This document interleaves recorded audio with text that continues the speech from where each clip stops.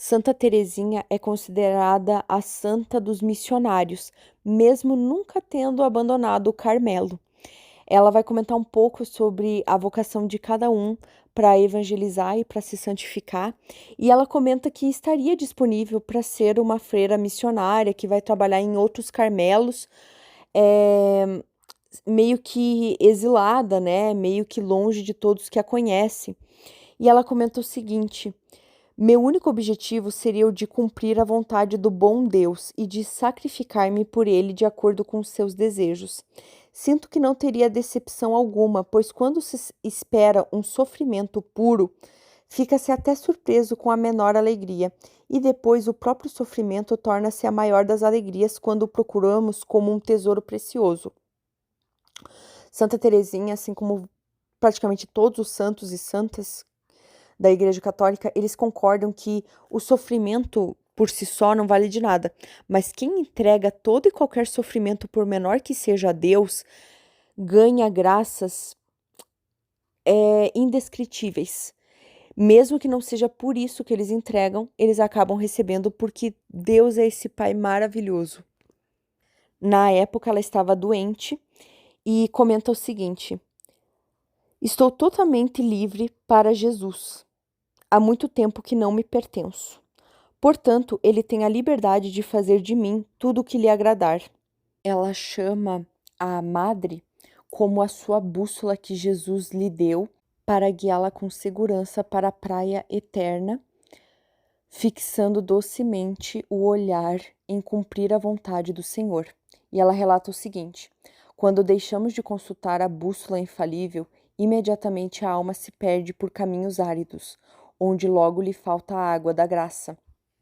Então, expandindo isso para quem não é sacerdote, né, para quem não é freira, para os leigos da fé católica, qual que é a nossa grande bússola que Jesus nos dá? A igreja, às vezes o padre confessor que pode virar nosso diretor espiritual, os livros católicos, né, os sermões católicos. Então, a igreja é uma grande bússola para nós. Santa Teresinha continua: permitindo que eu sofresse tentações contra a fé, o Divino Mestre aumentou muito em meu coração o espírito de fé, mostrando-o vivo em vossa alma e me comunicando suas benditas ordens por vosso intermédio. Entre o sem número de graças que recebi durante este ano, creio não ser a menor aquela que me fez compreender, em toda a sua extensão, o preceito da caridade. Eu nunca havia aprofundado esta palavra de nosso Senhor. O segundo mandamento é semelhante ao primeiro: amarás o teu próximo como a ti mesmo. Esforcei-me, sobretudo, por amar a Deus, e amando-o, descobri o segredo dessas outras palavras. Nem todo o que me diz Senhor, Senhor, entrará no reino dos céus, mas o que faz a vontade de meu Pai. Jesus me fez conhecer essa vontade quando, na última ceia, deu seu mandamento novo, dizendo aos apóstolos que se amassem uns aos outros, assim como ele os havia amado. Pus-me então a investigar como Jesus havia amado seus discípulos. Percebi que não foi por suas qualidades naturais. Constatei que eram ignorantes e cheios de pensamentos terrestres, e, no entanto, ele os chama seus amigos, seus irmãos. Deseja vê-los ao seu lado no reino de seu Pai. E para abrir-lhes esse reino, quer morrer na cruz, dizendo que não há maior amor do que dar a própria vida por seus amigos. Meditando tais palavras divinas, descobri quanto meu amor por minhas irmãs era imperfeito. Compreendi que nunca as amara como Jesus as ama. Agora percebo que a verdadeira caridade consiste em suportar todos os defeitos do próximo, em não se admirar de suas fraquezas, em edificar-se com suas menores virtudes. Sobretudo, porém, aprendi que a caridade simplesmente não deve ficar fechada no fundo do coração, pois ninguém acende uma candeia para pô-la debaixo de um alqueire, mas a põe sobre um candeeiro para que os que entram vejam a sua luz. Vejo, minha madre, que essa candeia representa a caridade, que deve aclarar, alegrar não somente os que me são mais caros, mas todos aqueles que estão na casa. Quando o Senhor, na antiga lei, ordenava a seu povo que amasse seu próximo como a si mesmo, ele ainda não havia descido à terra. E sabendo perfeitamente até que ponto alguém ama sua própria pessoa, não podia pedir mais. Mas quando Jesus dá a seus apóstolos um mandamento novo, que ele chama de seu mandamento, já não exige somente amar seu próximo como a si mesmo, mas como ele próprio o ama, como o amará até a consumação dos séculos. Ó meu Jesus, sei que não ordenais nada que seja impossível. Conheceis melhor do que eu minha fraqueza e minha imperfeição. Sabeis muito bem que jamais chegarei a amar minhas irmãs como vós as amais. Se vós mesmo, ó meu divino Salvador, não as amardes também em mim, é porque quereis conceder-me essa graça que nos destes um mandamento novo. Ó, quanto amo! Pois dá-me a certeza de que vossa vontade é amar em mim todos aqueles que me mandais amar. Olha que interessante. Santa Teresinha diz que Deus quer nos amar e quer amar ao próximo em nós. Então, de novo, esse abandono, essa oração, essa caridade para aceitar até as ofensas, aceitar os defeitos do outro, porque nós também temos, no sentido de que quando Deus age na gente, ele encontra um terreno propício para amar. Amar a nós, porque também amamos ao próximo e ele pode amar ao próximo em nós. Nós seremos o oratório de Deus. E olha essa reflexão de Santa Teresinha. Sim, eu o sinto. Quando sou caridosa, é somente Jesus que age em mim. Quanto mais unida a Ele eu estiver, tanto mais amo todas as minhas irmãs. Se eu quiser aumentar esse amor em meu coração e vir que o demônio procura pôr diante de meus olhos os defeitos desta ou daquela irmã, apresso-me a procurar suas virtudes, seus bons desejos. Digo-me que se a vi cair uma vez, ela pode ter alcançado um grande número de vitórias, que esconde por humildade, e que até aquilo que me parece uma falta, talvez por causa da intenção, pode muito bem ser um ato de virtude. A grande armadilha do demônio é fazer com que a gente enxergue o defeito do outro e use isso de desculpa para se afastar de tudo e de todos, sem dar bons frutos dessa árvore. Quando Jesus pede essa fé, esse amor, esse abandono e que a gente para a gente amar o outro como a si mesmo, ele é uma reflexão sobre o que o inimigo quer de nós e o que Deus quer de nós.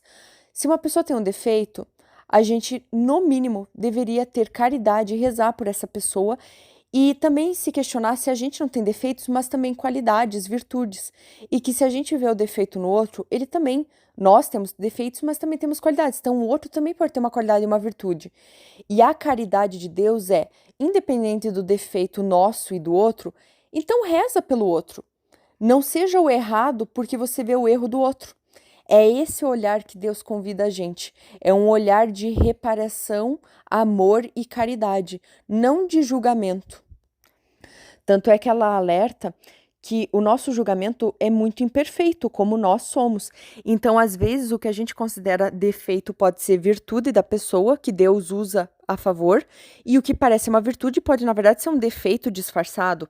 E ela lembra o que São Paulo diz aos Coríntios: quanto a mim, pouco me importa ser julgado por vós ou por um juízo humano, pois nem sequer a mim mesmo eu julgo. Quem me julga é o Senhor.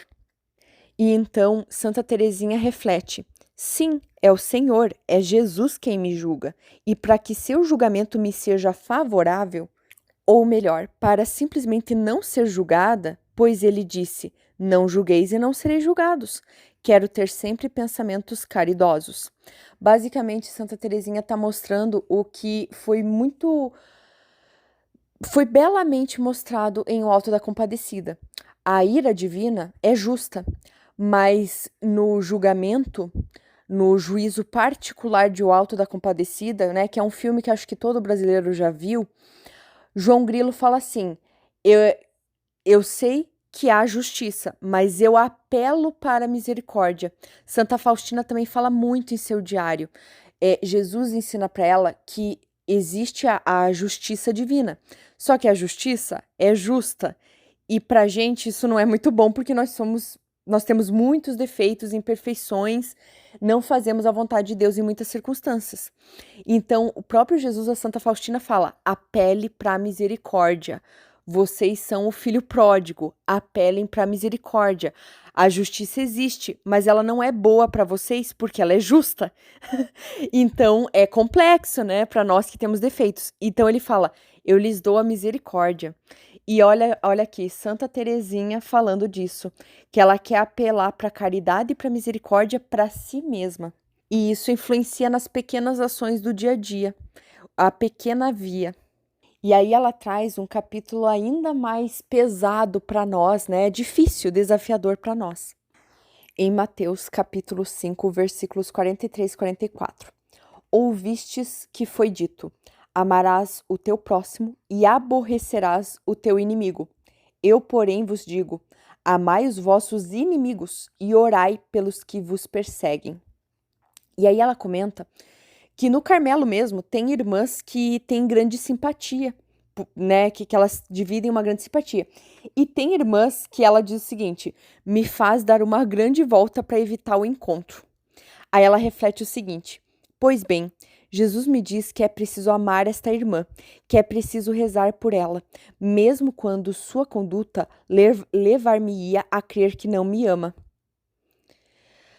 Lucas, capítulo 6, versículo 32, diz o seguinte: se vós amais os que vos amam, que mérito tereis?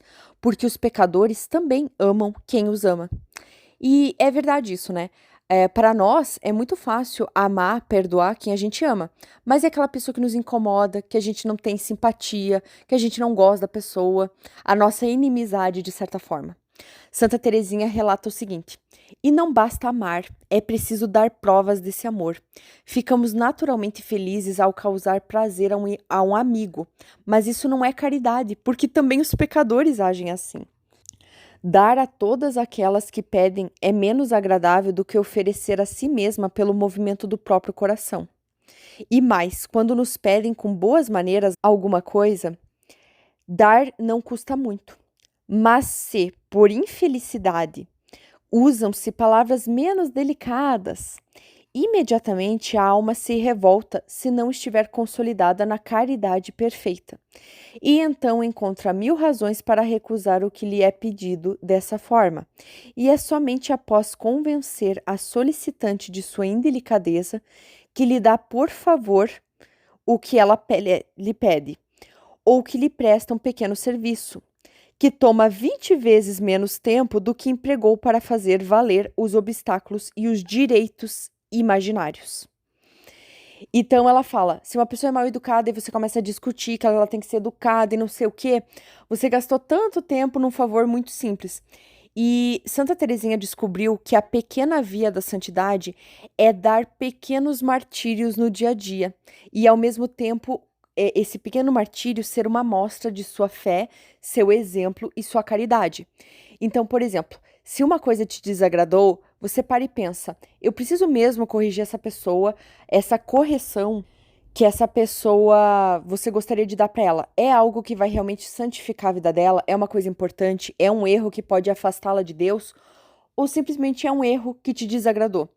Se você não precisa corrigir essa pessoa, quem sabe, ao invés de brigar, discutir, aplicar a caridade de Deus ali e usar esse sacrifício, sim, porque dói, é um martírio, para a sua santificação. Essa é parte da pequena via, do abandono em Deus e do não querer estar sempre certa. Muito do que Santa Teresinha fala em História de uma Alma é aquela discussão: eu prefiro estar em paz ou estar sempre certa? Mas não no sentido de deixar uma pessoa errar, que ela possa se afastar de Deus, cair no inferno, estar cometendo um erro, levando pessoas ao caminho errado, está indo para o caminho errado. Não é sobre isso. Mas, por exemplo, a pessoa falou: me alcança ali tal coisa. E você achou que ela podia ter sido mais educada. Isso não é um erro que, em teoria, vai levar ela, por exemplo, assim. É diferente de uma pessoa falar: nossa, eu acho que tudo leva a Deus, então para mim tudo bem um cristão ir no terreiro, um cristão não ir na missa, um cristão, um católico ir numa sessão espírita. Não é esse tipo de erro. é uma frivolidade da vida. A pessoa podia ser mais educada e não foi. Isso incomodou você, incomodou o teu ego. Então, a pequena via é tentar achar uma forma disso te santificar. Então, por exemplo, eu preciso mesmo corrigir essa pessoa, ou eu posso entregar esse pequeno, esse mísero sofrimento minúsculo para Deus em nome da minha santidade e aplicar como uma forma de caridade fraterna e manter uma boa relação com aquela pessoa. Lembrando que se você acha que a pessoa podia melhorar, mas você acha que não cabe uma correção ou uma correção pública, você sempre pode rezar pela pessoa. Que às vezes é isso que também o demônio engana a gente.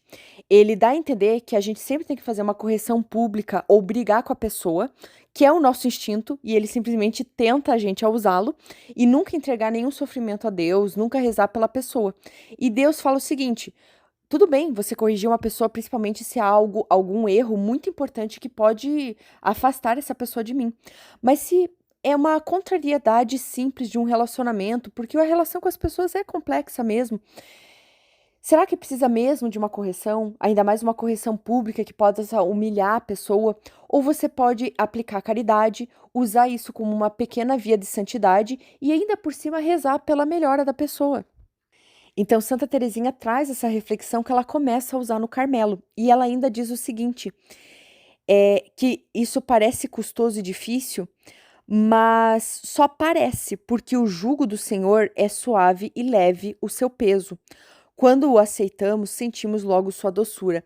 Então, a pequena via nada mais é do que o martírio pequeno de todo dia e o abandono total de uma criança no colo do pai, sem pensar muito, só se abandonar e confiar. Ela ainda relata o seguinte: dizia eu, Jesus não quer que eu reclame o que me pertence. Isso deveria parecer-me muito natural, pois realmente nada me pertence como próprio. Portanto, eu deveria alegrar-me quando me acontece sentir a pobreza da qual fiz um voto solene.